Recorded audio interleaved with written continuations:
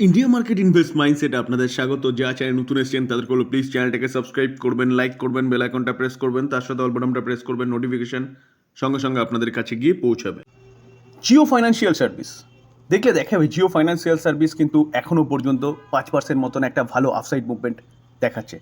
যেখানে এই কোম্পানিটা কাজ কি করে, কোম্পানিটা আগে তেমন কোনো কাজ করতো না, জাস্ট ফাইন্যান্স গুটি কয়েক প্রোভাইড করতো, অর্থাৎ বিজনেস সেট আপ জাস্ট করছিল কোম্পানি। তো এখন কিন্তু আস্তে আস্তে অনেকগুলো বিজনেস চালু হয়ে গেছে, যেখানে ফাইন্যান্স প্রোভাইড করা, অর্থাৎ পার্সোনাল লোন বলুন, মর্টগেজ লোন বলুন, লোন সিস্টেম চালু হয়ে গেছে। কোম্পানিটা পেমেন্ট সার্ভিস সলিউশন চালু করেছে, পেমেন্ট ব্যাঙ্ক সার্ভিস চালু করেছে। কোম্পানিটা খুব তাড়াতাড়ি কিন্তু এএমসি বিজনেসেও প্রায় নেমে গেছে বলতে পারেন, কারণ সেবির কাছ থেকে অ্যাপ্রুভাল পেয়ে গেছে। এখন শুধু সেট আপটা করা বাকি রয়েছে, অর্থাৎ মিউচুয়াল ফান্ডের বিজনেস। তার পাশাপাশি কোম্পানিটা ব্রোকিং হাউসের বিজনেসে আসতে চলেছে, এবং যা শোনা যাচ্ছে এই কোম্পানিটা কিন্তু যে বাজাজ আলিয়েন্স আছে না, আলিয়েন্স বাজাজের থেকে আলাদা হয়ে গেছে, এবং সেই আলিয়েন্স কোম্পানিটা কিন্তু এই জিও ফাইন্যান্সিয়াল সার্ভিসের সাথে টাই আপ করে ইন্স্যুরেন্সের বিজনেসও আসতে চলেছে। তো বিজনেস ওয়েল সেটেলড বিজনেস হতে চলেছে, যেখানে অনেকগুলো চালু হয়ে গেছে, অনেকগুলো জাস্ট অ্যাপ্রুভাল পেয়ে গেছে, চালু হওয়া বাকি রয়েছে। তো আস্তে আস্তে কিন্তু এই কোম্পানির বিজনেসটা চালু হতে শুরু করেছে। তো সেই জায়গায় দাঁড়িয়ে স্যার এই কোম্পানি নিয়ে কিন্তু আপনি চিন্তাভাবনা করতে পারেন। আজকে একটা ভালো ফাটাফাটি নিউজ পাওয়া যাচ্ছে, তার জন্য কিন্তু এতটা ভালো মুভমেন্ট দেখাচ্ছে। দেখলে দেখাবে এই কোম্পানিটা কিন্তু এখন আন্ডার ভ্যালু চলছে। 394 হাই মেরেছিল, সেখান থেকে এখন চলছে কত, 313-তে। পড়ার পিছনে কারণ কিচ্ছু না। কারণ যদি বলেন তাহলে মার্কেটের প্রেশার। লাস্ট এক মাসে দেখলে দেখাবে কোম্পানিটা 7% মতন, 8% মতন পড়েছে। লাস্ট 6 মাসে দেখলে দেখাবে কোম্পানিটা 11% মতন পড়েছে। তো সেই জায়গায় দাঁড়িয়ে স্যার আন্ডার ভ্যালু চলছে এই কোম্পানি নিয়ে কিন্তু আপনি চিন্তাভাবনা করতে পারেন লং টার্ম ইনভেস্টমেন্টের জন্য। তার পাশাপাশি জোম্যাটোকেও দেখলে দেখাবে, দেখুন আজকের দিনে এই কোম্পানিটা এখনও পর্যন্ত 3.5% মতন একটা ভালো অফসাইড মুভমেন্ট দেখাচ্ছে। যেখানে এই দুটো কোম্পানি, অর্থাৎ জিও ফাইন্যান্সিয়াল সার্ভিস এবং জোম্যাটো, এই দুটো কোম্পানিকে নিয়ে কিন্তু ভালো নিউজ পাওয়া যাচ্ছে। নিউজে যাওয়ার আগে জোম্যাটো কী করে সেটা একটু জানি। আমরা সবাই কম বেশি জানি জোম্যাটো কী করে, যে সার্ভিস প্রোভাইড করে। আমরা অনলাইনে জোম্যাটোতে গিয়ে যে কোনো আমাদের পছন্দের রেস্টুরেন্ট থেকে যদি খাবার অর্ডার করি, জোম্যাটো কিন্তু আপনার বাড়িতে খাবারটা পৌঁছে দেবে। তো যে কাজটা কোম্পানি করে সেটা কিন্তু ফিউচার ওরিয়েন্টেড বিজনেস। আস্তে আস্তে মানুষ আরও অলস হবে, এই কোম্পানিগুলোর বিজনেস আরও বাড়বে। যেখানে এই কোম্পানিটাকে দেখলে দেখা যাবে, দেখুন লাস্ট এক বছরে কোম্পানিটা 122% রিটার্ন দিয়েছে। লাস্ট 5 বছর যদি দেখলে দেখা যাবে 112% রিটার্ন দিয়েছে। কোম্পানিটা যখন মার্কেটে লিস্টেড হয়েছিল সেখান থেকে কন্টিনিউয়াসলি নিচে এসছে। নিচে আসার পিছনে কারণ কোম্পানিটা প্রথম দিকে লস মেকিং কোম্পানি ছিল। কোম্পানি এখন প্রফিট মেকিং কোম্পানি হচ্ছে এবং প্রফিট জেনারেট করছে। তো প্রথম দিকে লস মেকিং কেন ছিল, কারণ এইসব কোম্পানিগুলোর প্রথম কাজ হচ্ছে মার্কেট ক্যাপচার করা। তো এই কোম্পানিটাও তাই করছিল। এখন কিন্তু জোম্যাটো একটা প্রফিট মেকিং কোম্পানি, প্রফিট ভালো জেনারেট করছে। তার পাশাপাশি বলতে পারেন ব্লিঙ্কিট এই কোম্পানিটার একটা সাবসিডারি, যেটা কুইক কমার্স নামে পরিচিত, যেখানে 10 মিনিটের মধ্যেই কোনো কিছু অর্ডার করলে আপনাকে পৌঁছে দেবে ব্লিঙ্কিটের অ্যাপে গিয়ে।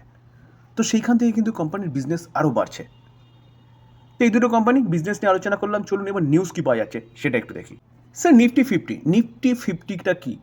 নিফটি 50 হচ্ছে নিফটি 50টা কোম্পানির একটা বলতে পারেন, বা 50টা কোম্পানিকে রিপ্রেজেন্ট করছে। নিফটি 50-র মধ্যে 50টা কোম্পানি রয়েছে। তো প্রতি 6 মাস অন্তর অন্তর কী হয়, রিব্যালেন্সিং হয়। তো সামনে কিন্তু আরেকটা রিব্যালেন্সিং এর সময় হয়ে এসছে। রিব্যালেন্সিং মানে কোনো কোম্পানি নিফটি 50-র মধ্যে খারাপ পারফরমেন্স করছে, ভালো পারফরমেন্স করছে না, সেই কোম্পানিকে নিফটি 50 থেকে বের করে দেয় এবং তার বদলে নতুন কোম্পানিকে এন্ট্রি করানো হয় নিফটি 50-র মধ্যে। তো এটাকে বলে রিব্যালেন্সিং। সেই রিব্যালেন্সিং নিয়ে কিন্তু ভালো নিউজ পাওয়া যাচ্ছে। যেখানে নিউজটা পাওয়া যাচ্ছে কোথা থেকে, নুভামা, একটা ব্রোকিং হাউস, দিগ্গজ ব্রোকিং হাউস থেকে। যেখানে তারা কি বলছে জিও ফাইন্যান্সিয়াল সার্ভিস এবং জোম্যাটো এই দুটো শেয়ার কিন্তু নিফটি 50-র মধ্যে বলছে, দেখুন 2 stock likely to enter Nifty, অর্থাৎ সম্ভাবনার কথা বলছে। এটা কিন্তু ফাইনাল নিউজ নয়, ফাইনাল নিউজ যবে ডিসিশন আসবে তবে জানতে পারবো। তো নুভামা তার সম্ভাবনার কথা বলছে, নিফটি 50-র মধ্যে কিন্তু এই দুটো শেয়ার এন্ট্রি করতে পারে। যার জন্যই কিন্তু জিও ফাইন্যান্সিয়াল সার্ভিস এবং জোম্যাটো এই দুটো ভালো মুভমেন্ট আজকে দেখাচ্ছে। স্যার আমরা সবাই জানি যে নিফটি 50 মানে নিফটি 50-কে নিয়ে কিন্তু প্রচুর ইন্ডেক্স ফান্ড রয়েছে। তো সেই ইন্ডেক্স ফান্ডগুলোর ইনফ্লো কিন্তু এই নিফটি 50 শেয়ারের মধ্যে থাকে।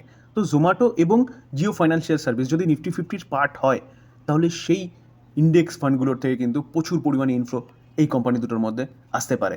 তার জন্যে নুহামা কি বলছে যে জোম্যাটোতে এক্সপেক্টেড কত 661 মিলিয়ন প্যাসিভ ইনফ্লো আসতে পারে যদি এই কোম্পানিটা নিফটি ফিফটির মধ্যে স্থান পায়। এবং তার পাশাপাশি জিও ফাইন্যান্সিয়াল সার্ভিসের কথা কি বলছে যে এক্সপেক্টেড 403 মিলিয়ন ইনফ্লো আসতে পারে। তো ইনফ্লো আসা মানে ফান্ড আসা, তো ফান্ড আসলে কী হবে, অবভিয়াসলি কোম্পানিকে ওপরের দিকে নিয়ে যাবে। স্যার এই যে নিউজটা না, এটা কিন্তু আজকের নিউজ, 14ই নভেম্বর 10:37 AM। স্যার এই যে রিব্যালেন্সিংয়ের কথা আমরা বলছি, সেই রিব্যালেন্সিং হবে কবে? বলছে 2025-এর মার্চে ইনক্লুডেড হবে, এই দুটো কোম্পানি ইনক্লুডেড হতে পারে 2025-এর মার্চে। তো 25-এর মার্চে স্যার এখন মোটে 24শে নভেম্বর চলছে, নভেম্বরের মিড সময় চলছে, তো এখনও বহু দেরি। তো দেখুন স্যার, এই যে 25-এ এন্ট্রি হবে ঠিক আছে, কিন্তু আমরা জানতে পারবো কবে? জানতে পারবো কিন্তু ফেব্রুয়ারির মাঝামাঝি সময়ে। তো ফেব্রুয়ারির মাঝামাঝি সময়ে কিন্তু অ্যানাউন্সমেন্ট হবে, এবং ইনক্লুডিং হবে কবে? মার্চের 25 তারিখ, 2025-এর মার্চে। সে নুভামা অল্টারনেটিভ হিসেবে কিন্তু আরও একটা কোম্পানির কথা বলছে, যে কী বলছে, এভিনিউ সুপারমার্ট বা ডিমার্ট। তো এই কোম্পানিটাকেও কিন্তু তারা বলছেন যে নিফটি ফিফটির পার্ট হতে পারে। স্যার নিফটি ফিফটির মধ্যে চান্স পেতে গেলে কিন্তু কোম্পানিগুলোকে কী করতে হবে? ডেরিভেটিভে স্থান পেতে হবে। তো নতুন 45টা কোম্পানি কিন্তু ডেরিভেটিভে স্থান পেতে চলেছে, তার মধ্যে রয়েছে জোম্যাটো এবং জিও ফাইন্যান্সিয়াল সার্ভিস। নভেম্বরের 29 তারিখে তারা ডেরিভেটিভে স্থান পেতে চলেছে। তো স্যার দুটো কোম্পানি ঢুকলে দুটো কোম্পানি তো বেরোবে, তো তারা কোন দুটো কোম্পানির কথা বলছে, অর্থাৎ নুয়ামা কোন দুটো কোম্পানির কথা বলছে? তারা কিন্তু স্টেপ আপের কথা বলছে কি বিপিসিএল এবং আইশার মোটর। তো আইশার মোটর এবং বিপিসিএল বেরোতে পারে, এটা কিন্তু নোভামার রিসার্চ অনুযায়ী জানা যাচ্ছে। তারা কি বলছে, আইশার মোটর এবং বিপিসিএল থেকে আউটফ্লো হতে পারে কত? আইশার মোটর থেকে 246 মিলিয়ন এবং বিপিসিএল থেকে 263 মিলিয়ন। তো স্যার এই গেল নিউজ, এবং নিউজের বেসিসে কিন্তু আজকে জোম্যাটো ভালো আপসাইড মুভমেন্ট দেখাচ্ছে। তো এই কোম্পানি নিয়ে কি চিন্তাভাবনা করা যায়? দেখুন স্যার, জোম্যাটো এবং জিও ফাইন্যান্সিয়াল সার্ভিস, এই দুটো কোম্পানি ফান্ডামেন্টাল স্ট্রং কোম্পানি, যেখানে এই দুটো কোম্পানি নিফটি ফিফটির পার্ট হোক বা না হোক, আপনি কিন্তু চিন্তাভাবনা করতে পারেন। আমি প্রথমেই বলেছি দুটো কোম্পানির বিজনেস ফিউচার ওরিয়েন্টেড বিজনেস, এবং ভবিষ্যতে এই বিজনেসগুলো কিন্তু আরও চলবে। লাস্ট 5 বছরে যদি আমরা জোম্যাটোর প্রফিট দেখি, দেখুন লস মেকিং কোম্পানি ছিল 2020-তে 816, সেটা 2021-এ আরও বেড়ে গেছিলো, কোভিড ছিল, তারপরে কোম্পানি লস ন্যারো করেছে 971, সেখান থেকে কোম্পানি প্রফিটে এসছে 551, 742। ভাবতে পারছেন, যেখানে কোম্পানি লস মেকিং কোম্পানি ছিল সেখান থেকে কোম্পানি কিন্তু প্রফিট মেকিং কোম্পানিতে পরিণত হয়েছে। আমরা যদি কোম্পানির সেলস গ্রোথ দেখলে দেখা যাবে, দেখুন সেলস গ্রোথ 10 বছরের ডেটা অ্যাভেলেবেল নেই, 5 বছরে 56%, 3 বছরে 82%, কারেন্ট ইয়ারে এখনও পর্যন্ত 71%। সেলস গ্রোথ কিন্তু কন্টিনিউয়াসলি বাড়ছে। প্রফিট গ্রোথ দেখলে দেখা যাবে 5 বছরে 16%, 3 বছরে 34%, কারেন্ট ইয়ারে 249%। প্রফিট গ্রোথও কিন্তু বাড়ছে।